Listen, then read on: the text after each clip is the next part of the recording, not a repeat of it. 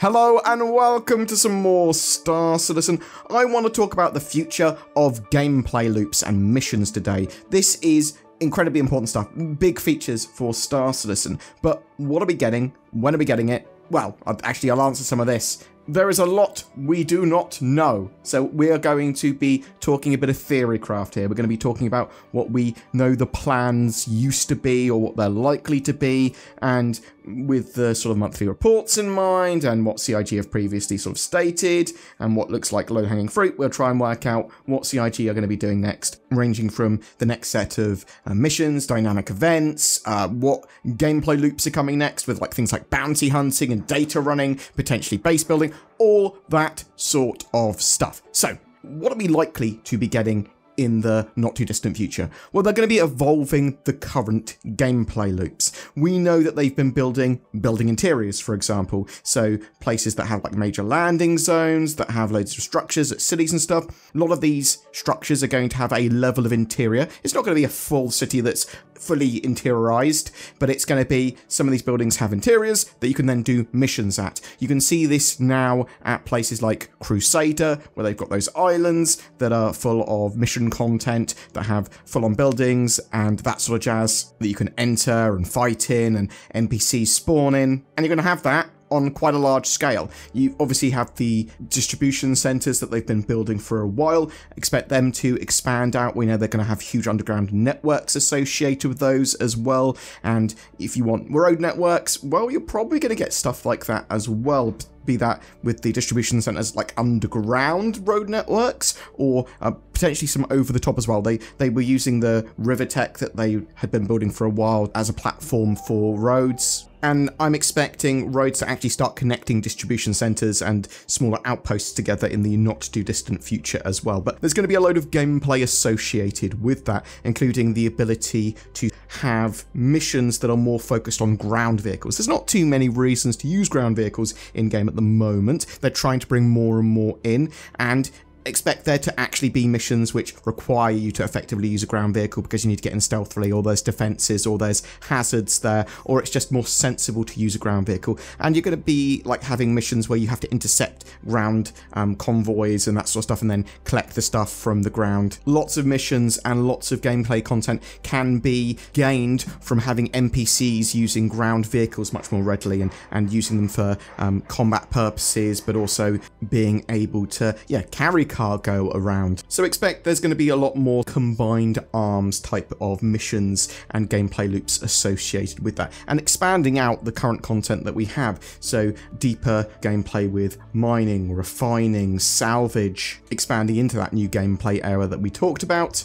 with a ton of new types of mission, or missions that make use of multiple aspects of different stuff. So you might have missions where you have to collect a load of resources, take those resources to a place, get something manufactured, and then take the manufactured good elsewhere. Maybe it's a weapon that you've had manufactured and then you've got to go test it. We know that CIG have got missions planned for the very near future that's going to be bring X amount of resource to here from any source, stuff like that. So that will be expanding out those cargo missions and bring those resources to here. It will also probably be like collect a load of this stuff or take out this many enemies across anywhere sort of stuff. I believe these were sort of deemed open missions that you sort of have a lot of freedom in. We know that Cloud Imperium want to have more robust player contracts as well. So player contracts would allow you to do more than just going, here's a service beacon or whatever. Player contracts are going to allow you to do a lot of stuff potentially. And I'm sort of bundling this in with star map and exploration updates as well. So I'm expecting that we will be able to buy and sell locations like base locations or asteroid fields or jump point locations, things like that. I'm also expecting a robustness of contract that allows you to go take X resources from here to here. Actually, looking at EVE, you could probably have quite expansive contracts like that. Going, you can buy these items, because we need that sort of stuff. And that level of trade and sort of level of contract just allows for a huge amount of gameplay. Getting the right fitting for your ship, going around, getting all the bits and pieces that you want, Some other bits we know that Cloud Imperium have been working on, they are trying to expand out shipboarding because they've got the engineering gameplay now, they've got physicalized components pretty much, and you boarding ships as part of the experience you don't want to really necessarily blow them up because you want to get their cargo, you might want to take someone alive, or there might be a load of different reasons why you want to board a ship, but they're sort of expanding out that gameplay, and that's going to make its way into a load of missions and a load of other gameplay loops. And it's worth saying that it's going to bleed into loads of other gameplay loops, including things like bounty hunting. So bounty hunting is one of the next major gameplay loops I'm expecting to see in Star Citizen. They've got a lot of that stuff built out now. They have those sort of security docks as part of stations, which are going to be offices for bounty hunters and security forces where you can get bounty missions, bring bounties back. We know that they've been working on little hover pods and cryo chambers to put NPCs and player bounties and that sort of stuff. We also know that there's a system that sort of tracks where someone or something was last seen. So if a player or a like ATC or security pilot sees someone that is a criminal or whatever, scans them or whatever, that's updated then. This was their last known location. But you're going to have missions, and you're going to be able to have the ability to capture these players or NPCs, take them down non-lethally, disable their ship, or take them out while they're at Grim Hex or walking around because they can't be in their ship all the time. You'll be able to use advocacy tools on them, sort of cuffs and that sort of stuff, chuck them in a cryopod, and I believe the idea is if they're a player, they can decide to just respawn then, and respawn in prison, but you effectively still have their body and you can bring them back to a sort of bounty office. But I also believe that you potentially might be able to just wait until you've been delivered to the bounty office, or maybe someone can rescue you. But the sort of expansion of bounty hunting 2.0, as it were, it's probably going to be pretty simple. It's going to start to add more and more features to it, and then they'll expand it out beyond that with a load more types of like scanning and interesting missions and different nuances on that. Something else that I think is relatively low-hanging fruit for CIG to do is data running and data as cargo, because you can literally just have a UI that goes, bam, this is the storage in your Mercury Star Runner or in your Herald, and then you can have missions built to bring that data from A to B. Yes, they want the ability to be able to intercept data and store data and some of that data to be used for different stuff, but I think it's going to be used in like science gameplay and research gameplay and other missions and that sort of jazz, which might be a bit further off. And that's true of actually a lot of this stuff. A lot of this stuff is going to sort of be hitting multiple other mission types and getting involved with other gameplay loops. So sort of bear that in mind. I mean, you can also talk about data running and data as cargo potentially as part of e-warfare. But in its simplest form, it's just going to be the data as cargo. This is a UI. This is the data in there. This data might be volatile. It might be sensitive. It might have a certain amount of time associated with it, kind of like the cargo that we have already. But it's an interesting one. I also see a lot of missions where you've got to sort of intercept someone that's bringing vital data, but you need to disable their ship quickly because otherwise they can wipe the data. That's one of the things the Herald's supposed to be able to do. At like a touch of a button, it's supposed to be able to wipe its data. Sort of already touched on exploration kind of gameplay with scanning down jump points, saving locations. We know that sort of stuff is an important part of the game, or at least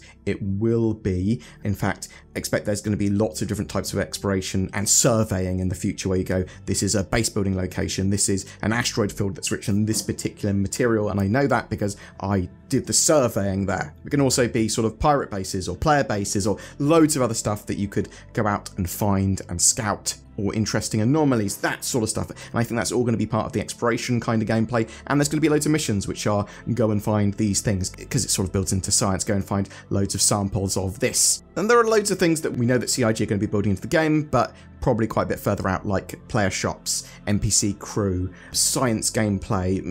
You might have some little science missions, and we might have some scanning missions and that sort of stuff, bringing back Test and Bannister and all that sort of jazz. There's drones, there's E-War, stuff like that I think is a bit further out. They are going to be concentrating on more of the core gameplay loops and stuff that's sort of adjacent or relatively low-hanging fruit that we've sort of discussed there, because they're trying to get Squadron 42 out the door, and that's going to be the more refined gameplay that they can provide. And then they're going to be building towards a dynamic economy, and as much gameplay as they can associated with that. Now, there is something that we know they want to be working on as well, which is base building. And they showed, obviously, the concept stuff of that off at CitizenCon, and then they basically said, we wanted to have something in your hands within a year or whatever. Now, I don't think that is likely to happen. I don't think we're going to have base building anytime real soon. I do think that they could, in the not too distant future, sort of the mid-term, put in land claims and some very light level base building and sort of the smaller scale stuff, because obviously the larger scale stuff requires bespoke or specific ships all the way up to like Pioneer in size. And there's supposed to be quite an in-depth system with blueprints there and needing the materials. But you're likely going to get more and more things that are stepped towards that sort of gameplay with, you know, persistent hangars and potentially some interesting stuff with some of the places you might be able to spawn or live at in the not too distant future at like settlements and that sort of stuff. I mean, mission-wise as well, in the short term, we know that there's going to be the barge heist missions. So these are effectively, you get the location of a cargo barge that's flying around Crusader, and Crusader security there, the Ninetales are there, other players are there, there's tons of loot there. It's like playing Payday, and you've got to open up all these cargo containers. You can sort of find out what's in them to a degree, you got to get the codes, and then you got to get as much loot as you can and exfiltrate. And I love the idea of that mission. We also know on a quite similar vein, there are raids for distribution centres that they've got planned. So these are going to be very, very similar. There's a load of loot at distribution centres. They've got relatively good defences. You'll assault them. There's loads of security there. We'll keep on respawning. You've got to get some loot and get out. It's quite possible that sort of like the barge heists and raids could be dynamic events, sort of quite large scale maybe, but they could be personal, and they could be at lots of different scales as well, to be honest. We do know that obviously in the very short term for 3.24 they've got the evolution of the Ninetales lockdown, which is known as the blockade runner missions. Basically a station that's been under attack. Pirates have stolen a load of the cargo that station vitally needs, and they're then blockading it, so lots of combat going on at that station. You basically get the mission, and then they go, there's loads of these locations on the star map where pirates might have taken some of this loot. You go there, you need to sort of disable their ship or blow it up, but if you blow it up you don't get as much loot. You disable their ship and bring back the Zeta Prolonade that they've stolen, and this is at scales, so it's supposed to be like everyone on the server working together to try and get this stuff. I do think it's going to have an element of PvP, but it should be a good amount of fun. Then you've got to sort of like fight your way back to the station to drop off that loot. There's going to be loads of missions for the different factions in Pyro pretty soon after Pyro releases. I'm not sure to what level we're going to get missions rather than just an expansion of the gameplay area in 4.0. So expect a lot of the similar stuff to what we've got in Stanton, sort of expanded out, more dangerous in Pyro for 4.0's release. But there should be some more bespoke missions and use of creative gameplay mechanics. Probably a load of search and rescue stuff because of the dangerous flare star in Pyro, which goes off sometimes and disables ships and potentially will wreck your day. Anyway, that's my sort of ramble about what I'm expecting to see in terms of the next few gameplay loops and content that CIG are going to be putting out for sort of gameplay and missions, I suppose. As I said, there's a ton more beyond that, and obviously some other bits could turn up, but I'm interested to know what you think. Do you think I'm relatively on the money for what's going to be happening next? Because I'm expecting to see like Bounty Hunting 2.0 next year and data running next year, sort of relatively early. Exploration, they could expand out pretty soon, because all they really need to do to make exploration load better is have the ability to save and share locations. What are you expecting to see over the next 12 months or so from Star Citizen? Are you excited by the sort of progress they've made in the last 12 months? Is there something specifically you're waiting for, be it ship or mechanic-wise? Whatever your thoughts and questions, please chuck them in the comments below. Also, if you're interested, Tobii Eye Tracker, they're on sale. At the moment, those Eye Tracker 5s. You should grab one if you want some high-precision eye and head tracking that's natively supported in Star Citizen. Check out the links below for that. And please tell me if you like me sort of having these more rambly videos where I kind of talk about some of my thoughts on a particular set of features or things that I think are coming for Star Citizen. But anyway, thanks very much for watching. You take care, and I'll see you in the comments. I'm a futuristic cyborg sent back in time for one purpose. Give me your boots, your jacket, and your NordVPN.com/BoredGamer. Get NordVPN if you want to live. on the internet. It's the only thing that will protect you against Skynet and my Terminator impression. It gives you greater accessibility, security, and privacy on the internet as well. You should use the links below.